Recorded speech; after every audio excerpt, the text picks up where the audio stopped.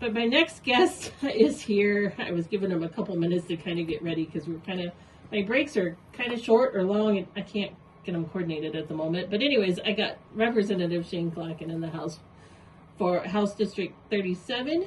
Good morning, Shane. Good morning. Thanks for working me in. No problem. So you've had a busy week. You know, I think it's been pretty busy here. It's Grand Central Station here this morning already. It was. Actually got to talk to people in the hallway, the last two, the trustees of the Lewistown school system here, We had a great conversation, so now it's a great place to be. Yeah, well, you learn a little bit when you come in here. You just never know what you're going to find. Yeah, right. No doubt about that. And you're here for a weekly update, I believe. That's a weekly update. It's actually a lot of things that normally occur during the week. I'm involved in a thinning project out at the ranch, so I'm not as busy in this representative job as I have been, because we've got some things out there to be done on the ranch, like all the ranchers around. Calving season swings right into something else, and well, I'm into my something else right now, taking care of the ranch out there. But I do want to acknowledge, that next week is the last opportunity to come in on the radio, and I want to just let folks know that I plan on continuing these weekly updates, but they'll have to go to my webpage, shaneclacken.com, or to my Facebook page, Instagram, or my YouTube channel, TikTok also, by the way, and just keep up there. I still will do newspaper articles and so on.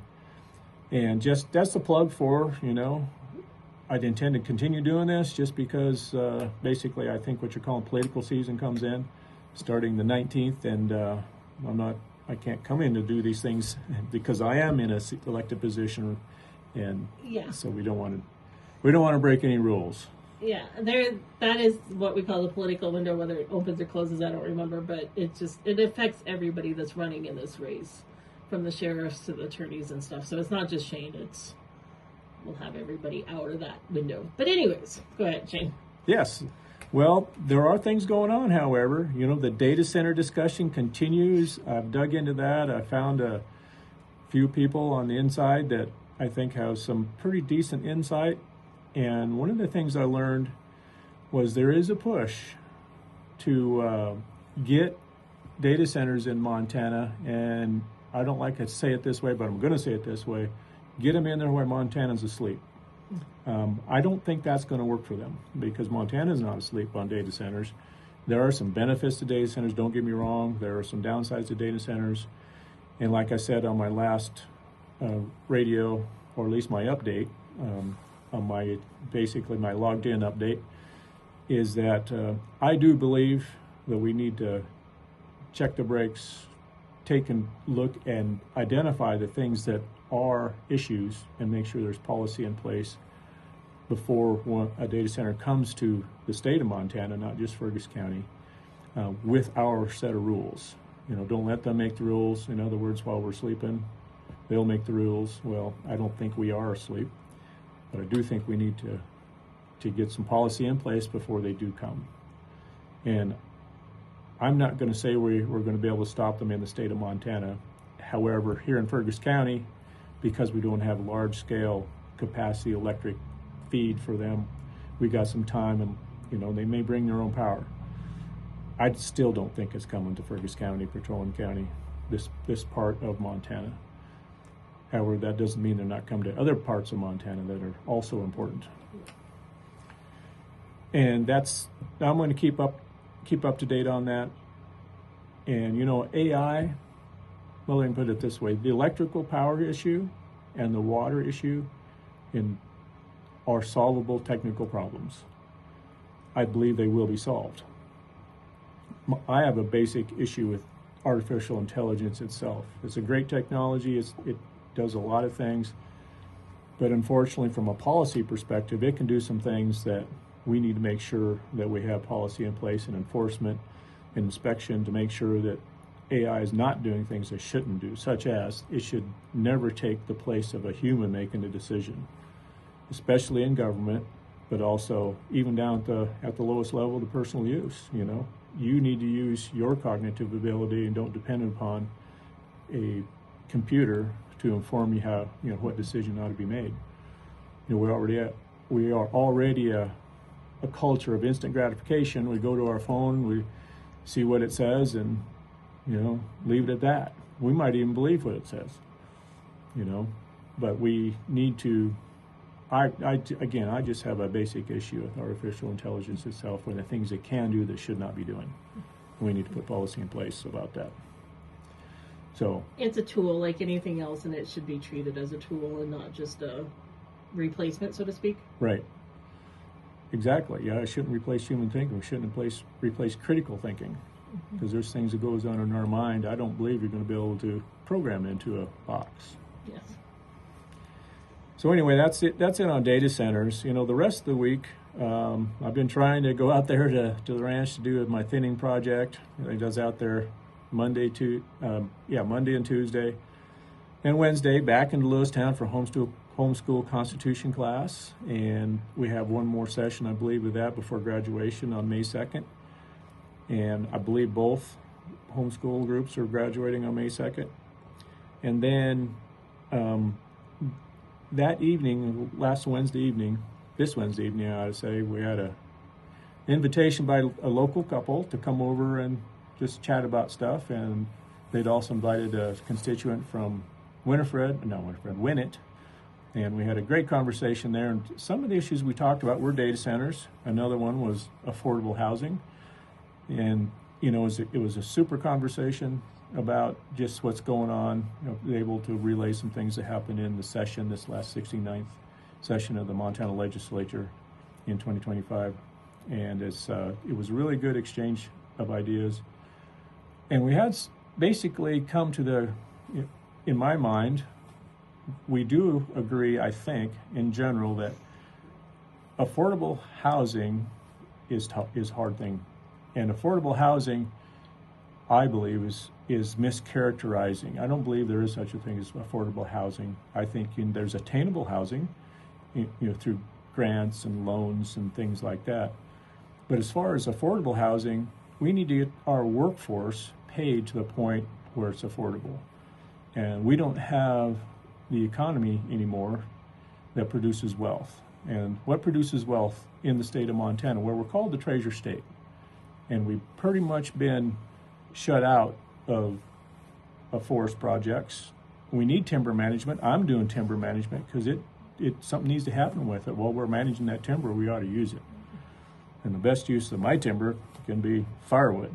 So I'm going to have a lot of free firewood for people if they want to come pick some up.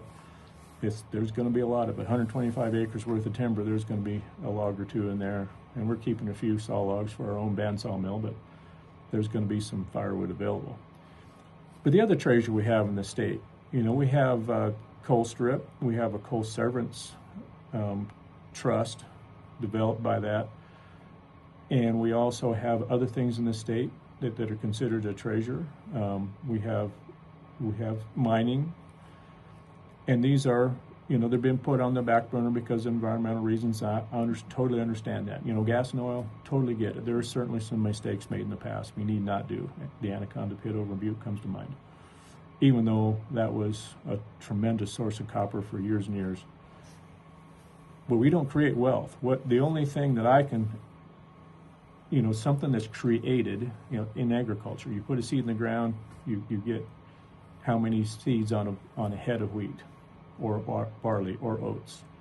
You know, you made a cow and a bull, and you create a calf. You know, you're creating wealth. Service economies, like which pretty much we're in, you pass money around, and people get paid, that's for sure, but we don't get paid to the point where we can actually afford our housing, because raw materials are high. You know, you got to pay for the labor. So it's hard. Just affordable housing is a difficult thing, and we certainly need to work on it. But I believe we need to work on it from, you know, elevating our workforce, our people, when they have a job. You know, get in an industry where, you know, they can actually afford to be paid a wage so they can actually afford a place to live. Yep. You know, that's kind of philosophical on my part, but after looking around and talking to a lot of people in that arena, you know, our economy's hard. It's hard to make a good enough living to afford housing. And I believe we need to get to back to a wealth creating industry. So I'm sure that's going to be way more difficult to do than talk about. That might be a little bit more complicated, yes. Yeah. So, the big news from yesterday, well, the first thing that happened yesterday, I went to Billings and had a dermatologist take some squamous cell carcinoma in situ off the top of my head, so I'm not going to take my hat off. Of course, I never do anyway. But big thing, well, of course, last night at 5:30, we had two major events here in Lewistown where U.S. Representative Tori Downing was at Docks, and also Chris Rindal, fundraiser at the Eagles. And it was difficult. I actually showed up to both. I was really late for Chris Rindal's fundraiser, which I apologize for. However, the information flowing out of Docks up there with the discussion going on with Representative Tori Downing was pretty insightful stuff to listen to. He took questions from everybody.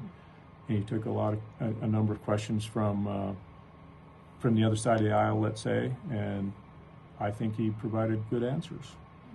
Something that I would have expected. You got to understand, when people in D.C., they eat, sleep, and breathe that stuff. This stuff isn't theory to them, and that's what's on their mind. Like when you go up to the legislative session up in Helena, it's eat, sleep, and breathe that stuff. So it's at the tip of your tongue.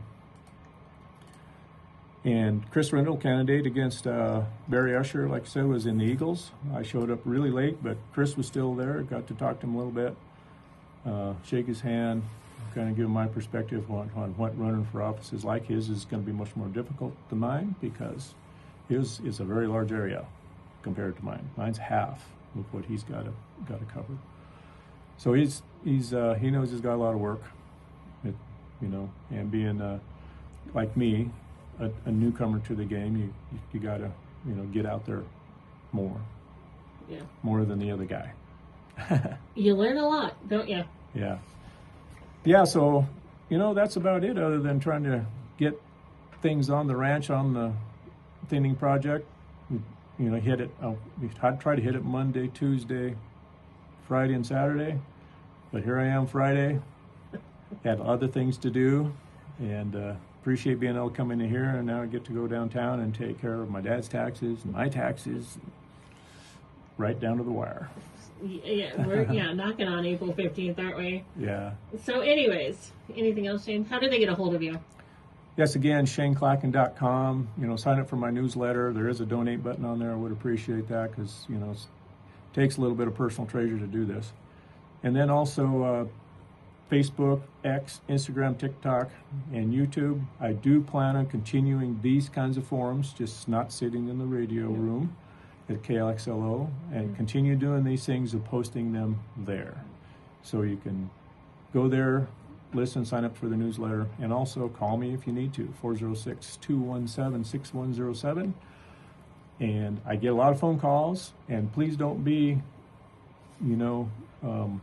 thinking I'm ignoring you if I don't answer the phone, because if I don't recognize the phone number, if it's a 406 and a 535 or a 406 in another local area, I'll probably, 360 is a cell number, or 366, 380, those kind of numbers I kind of recognize.